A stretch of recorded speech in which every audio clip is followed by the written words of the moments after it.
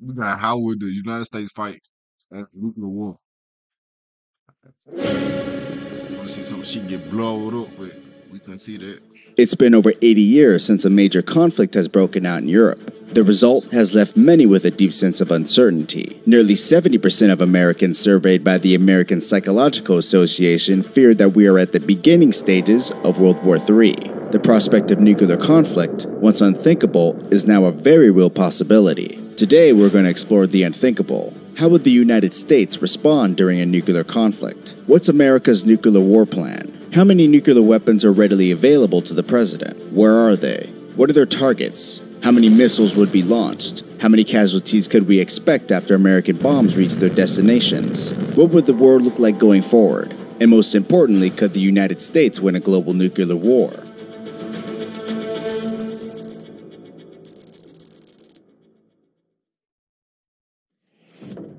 The United States operates under a nuclear triad, consisting of land-based intercontinental ballistic missiles, or ICBMs, sea-based submarines armed with submarine-launched ballistic missiles, or SLBMs, and air-based strategic bombers, carrying gravity bombs and air-launched nuclear cruise missiles. Now let's take a look at each part of America's triad and its weapon delivery systems.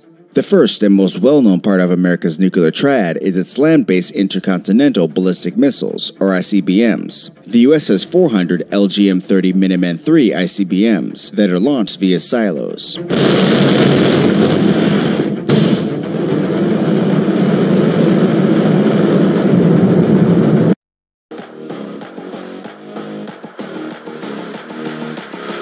Oh, it's dumbass ass. These 400 missiles have a range of over 6,000 miles and have near pinpoint accuracy. When launched, the three-stage Minuteman III travels at speeds of over 15,000 miles per hour, reaching its target in under 30 minutes. Each Minuteman III missile carries one. God damn, 30 minutes. Oh, just imagine you outside. Goddamn, pop on the court, put them in threes, right outside, rolling the blood powder, doing something outside. All you just see you probably ain't gonna see this missile, but shit, say if instance, all you see a fat ass missile go. 3 seconds later, all you see is boom. Warhead. 200 Minuteman III missiles are armed with a 335 kiloton W-87 Mark 21A warhead, while the other half are armed with a 300 kiloton W-78 Mark 12 warhead. Each warhead has around 40 times the destructive power of the bombs dropped on Japan in 1945. America's Minuteman III silos are based in 3 rural areas: the 90th Missile Wing at F.E. Warren Air Base in Colorado, Nebraska, and Wyoming, the 91st Missile Wing at Minot Air Force Base in North Dakota, and the 341st Missile Wing at Maelstrom Air Force Base in Montana. Each wing has 3 squadrons, and each squadron has 50 Minuteman III silos. They're collectively controlled by 5 hardened underground control launch centers, each operated with 2 military officers around the clock at all times. In the event that launch command centers are destroyed in a surprise attack, or the military officers inhabiting the launch command control centers get cold feet, these missiles can and will be remotely launched from an airborne command center, carrying out orders from the president.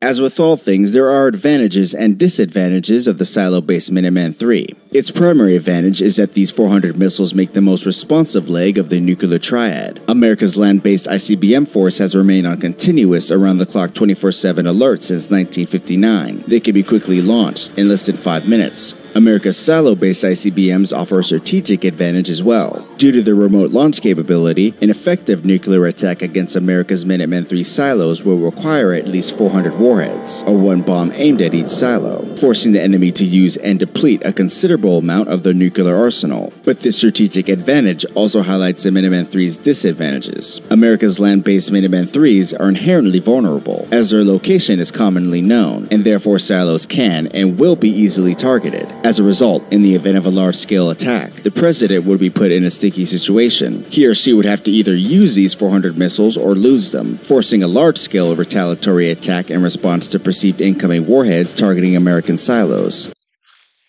Bro, y'all just don't know how crazy this shit the fuck is, man. All this shit invented, my nigga. God damn, bro. Why the president won't go put on some gloves? Whoever get knocked out just got to be the bitch of their country.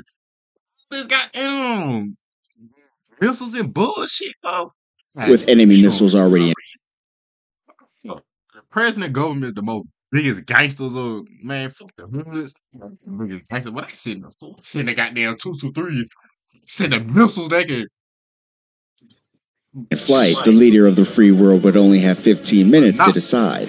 And once a missile is launched, there's no turning back. Not Joe Biden, because he need to make me legal before he leave this bitch. The second arm of America's nuclear triad is its air-based strategic bombers. The U.S. Air Force currently operates a fleet of 66 strategic bombers. America's strategic bombers are organized into 9 bomb squadrons and 5 bomb wings at 3 bases: Minot Air Force Base in North Dakota, Barksdale Air Force Base in Louisiana, and Whitman Air Force Base in Missouri. There are 300 nuclear weapons currently deployed at strategic bomber bases in the U.S. An additional 100 tactical nuclear bombs are deployed at NATO air bases in Europe. America's bomber fleet consists of 46 B-52 Stratofortress bombers and 20 B-2 stealth bombers. The B-2 stealth bomber can carry up to 16 1,200 kiloton nuclear gravity bombs. Each gravity bomb contains a massive payload of 100. Boy, just imagine a fat ass plane carrying 16 of these bitch ass things around. Boy, you 150 times the destructive power of the bomb dropped in Hiroshima. Damn. The B-52 Stratofortress bomber is a long-range heavy bomber with the ability to travel up to 9,000 miles without refueling. The B-52 carries up to 20 AGM-86 subsonic air-launched cruise missiles. When launched, the AGM-86 missile can travel over 1,500 miles at speeds exceeding 555 miles per hour, using its independent guidance system to deliver a W-80 150 kiloton warhead to its target in less than 90 seconds. Each warhead contains around 20 times the destructive power of the bomb dropped on Hiroshima. The primary advantage of using air-based strategic bombers is that they can be called back if necessary. Furthermore, subsonic air-launched nuclear cruise missiles are a lot harder to defend against. When launched, an enemy force would have to counterattack each missile individually, making defense costly and complicated. The small size also makes them difficult to detect on radar. The primary disadvantage of strategic bombers is their response time. They take a lot longer to get in the air, and if air bases aren't on high alert, or if planes aren't already in flight, there's a high probability of them being destroyed in an initial surprise attack. This is particularly true for bomber bases located in Europe.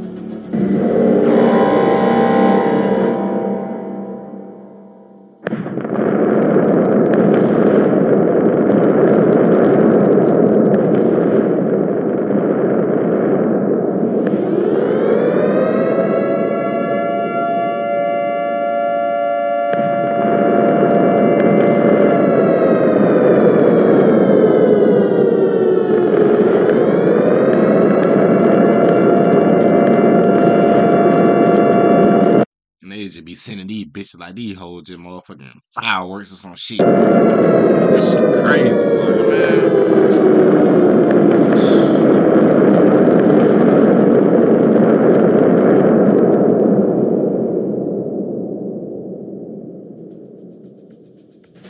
The last and most important part of America's nuclear triad are its nuclear-powered ballistic missile submarines. The U.S. Navy operates a fleet of 14 Ohio-class ballistic missile submarines. Each submarine carries 20 Trident II submarine-launched ballistic missiles. The Trident II SLBM is the most destructive weapon in America's nuclear arsenal. Each missile is armed with either 4 or 5 475 kiloton W-88 warheads. In theory, each sub can launch its entire 20-missile payload virtually undetected in under 7 minutes.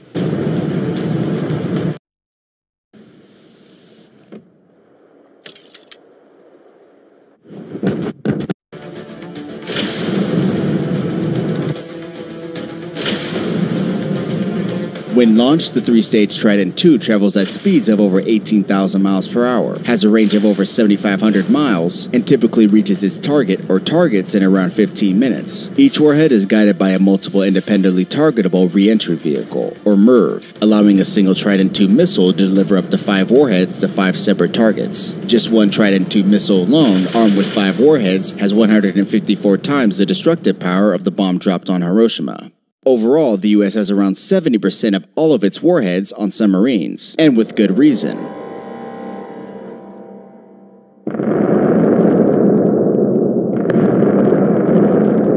There are numerous advantages of the ballistic missile submarine. For starters, they make up the most survivable leg of the nuclear triad. Ballistic missile submarines are virtually undetectable at sea. Their stealth design makes finding one an almost impossible task, giving pause to potential adversaries. With at least 10 submarines on constant patrol at all times, ballistic missile submarines assure that the US can strike at any time, anywhere, even after a surprise attack. With each sub carrying an average of 100 warheads each, they have enough firepower to make just one submarine the sixth most powerful nuclear power in the world. In terms of disadvantages, there simply are none.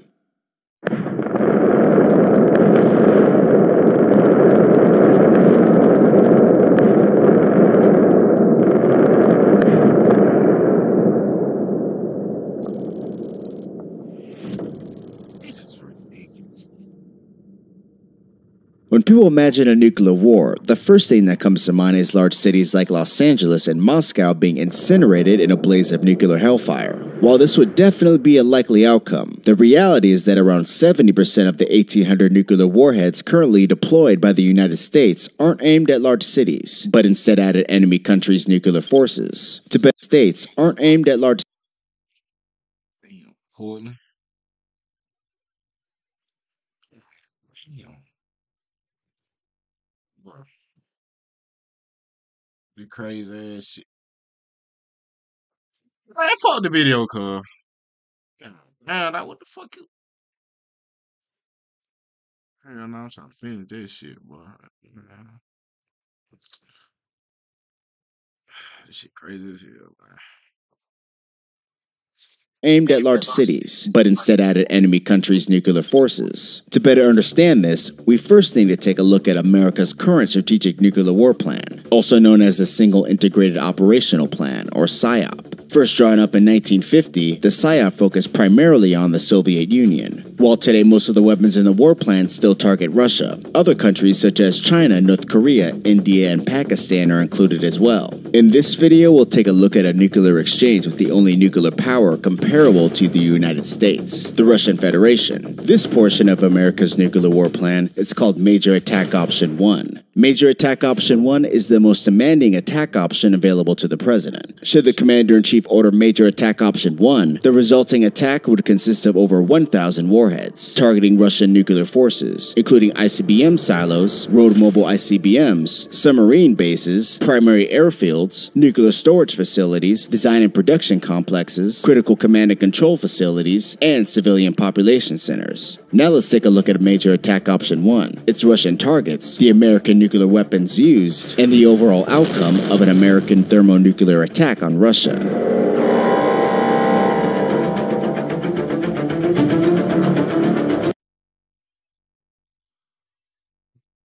People gotta be involved. Why they can't just shoot them bitches at the goddamn military base on shit, man? God damn, bro. Prisoners, put the gloves on. Fuck all that,